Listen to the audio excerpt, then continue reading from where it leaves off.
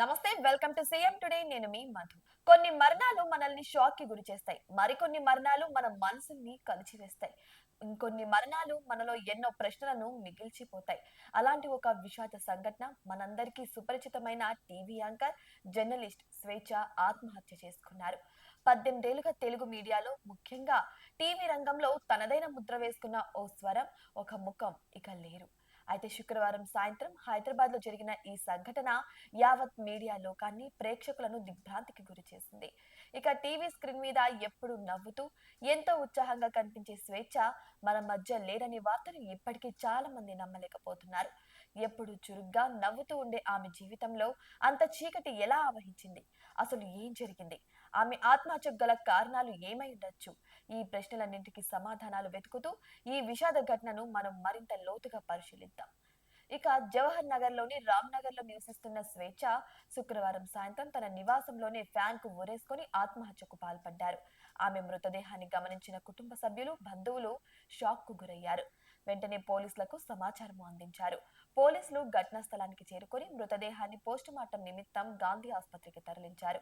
ఇక స్వేచ్ఛ తన తల్లి శ్రీదేవితో కలిసి ఉంటున్నారు. ఈ సంఘటన జరిగినప్పుడు తల్లి ఇంట్లో లేరా, లేక ఏమైంది అనేది ఇంకా స్పష్టంగా తెలియదు.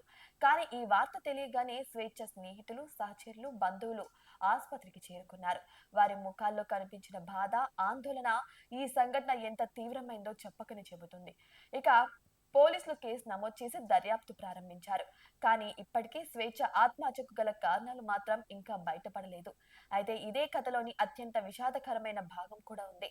ఒక జీవితం ముగిసిపోయింది, కానీ దానికి కారణమైతే తెలియదు.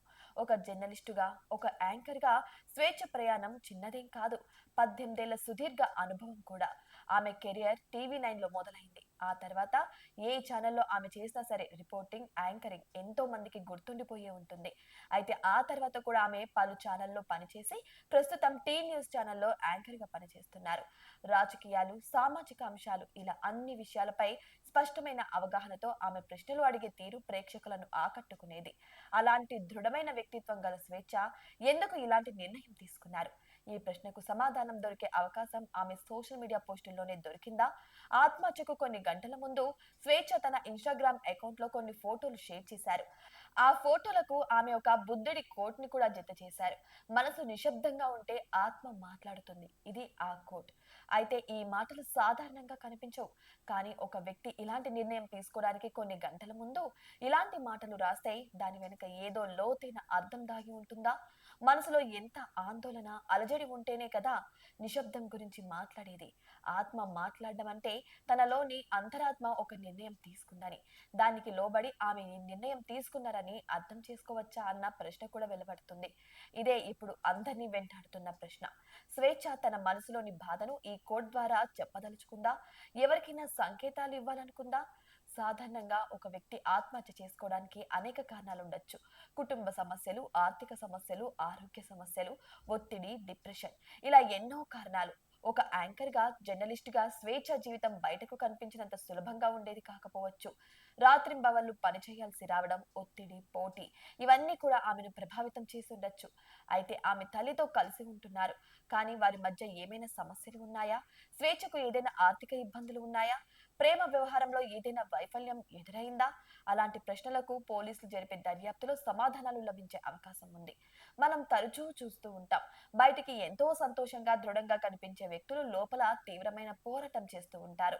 మనసులో ఉండే ఆ బాధను ఎవరితోనూ పంచుకోలేక ఒంటరిగా కుంగిపోతూ ఉంటారు. డిప్రెషన్ అనేది ఒక తీవ్రమైన మానసిక సమస్య. ఇది భౌతిక అనారోగ్యం లాంటిదే. దీనికి చికిత్స అవసరం. కానీ మన సమాజంలో మానసిక ఆరోగ్యం గురించి మాట్లాడటానికి ఇప్పటికీ భయపడతాం. తమ కూతురు స్వేచ్ఛ ఆత్మహత్యకు పూర్ణచందర్ కారణమని ఆమె తండ్రి శంకర్ నారాయణ ఆరోపిస్తున్నారు. 5 ఏళ్ల క్రితం నా కూతురు భర్తతో విడిపోయాక కూతురుతో కలిసి పూర్ణచంద్రతో ఉంటుంది. అయితే పెళ్లి చేసుకోమంటే తిరస్కరించాడు. ఈ నెల 26న నాకు ఫోన్ చేసి అతడితో ఉండలేనని కూడా వాపోయింది. ఇంతలోనే చనిపోయింది. ఆమె మరణానికి అతడే కారణం. పూర్ణకు ఇతర మహిళలతో కూడా సంబంధాలు ఉన్నాయని ఆమె తండ్రి తన బాధను తెలియజేశారు పోలీసులకి. ఇక స్వేచ్ఛ మరణం కేవలం ఒక యాంకర్ మరణమే కాదు, ఇది ఒక హెచ్చరిక. మన చుట్టూ ఉన్న వ్యక్తులు వారు ఎంత సంతోషంగా కనిపించినా వారిని గమనించడం, వారిని పలకరించడం, వారి మనసులోని బాధను తెలుసుకోవడానికి ప్రయత్నించడం ఎంత అవసరమో ఈ సంఘటన మనకు గుర్తు చేస్తుంది. ఈ దుర్ఘటనపై టీ న్యూస్ ఛానల్ యాజమాన్యం, ఆమె సహచరులు, మీడియా ప్రముఖులు తీవ్ర దిగ్భ్రాంతి వ్యక్తం చేశారు. స్వేచ్ఛ మృతిపై లోతైన విచారణ జరపాలని డిమాండ్ కూడా చేస్తున్నారు. దీని వెనుక ఏమైనా వ్యక్తిగత కారణాలున్నాయా, లేక వృత్తిపరమైన ఒత్తిడే కారణమా అనేది తేలాల్సి ఉంది. ఇక ఒక న్యూస్ యాంకర్ స్క్రీన్ మీద వార్తలు చదువుతున్నప్పుడు మనకు కనిపించేది వారి వృత్తిపరమైన ముఖం మాత్రమే. కానీ వారి వ్యక్తిగత జీవితంలో ఎన్ని ఒత్తిళ్లు, బాధలు ఉంటాయో మనం ఎప్పుడు ఆలోచించడం లేదు. ఇక స్వేచ్ఛ మరణమే దీనికి ఉదాహరణ అని చెప్పొచ్చు. ఆ తెర వెనుక ఉన్న ఒక జర్నలిస్ట్ జీవితంలోని కష్టాలను మన కళ్ళ ముందు ఉంచింది. స్వేచ్ఛ చివరి పోస్ట్ లో ఉన్న ఆ మాటలు, మనుషు నిశ్శబ్దంగా ఉంటే ఆత్మ మాట్లాడుతుంది. బహుశా ఆమె ఆత్మ మనతో ఏదో చెప్పాలనుకుంటుందేమో. తన బాధను వ్యక్తం చేయలేక ఇలాంటి నిర్ణయం తీసుకున్నారేమో. పోలీసుల దర్యాప్తులో నిజాలు బయటపడవచ్చు, కానీ ఒక జీవితం మాత్రం ముగిసిపోయింది. స్వేచ్ఛ ఆత్మకు శాంతి కలగాలని కోరుకుంటూ ఆమె కుటుంబానికి, స్నేహితులకు ఈ బాధను తట్టుకునే శక్తి కలగాలని మనమందరం కూడా ప్రార్థిద్దాం. ఈ సంఘటన మనందరికీ ఒక గుణపాఠం.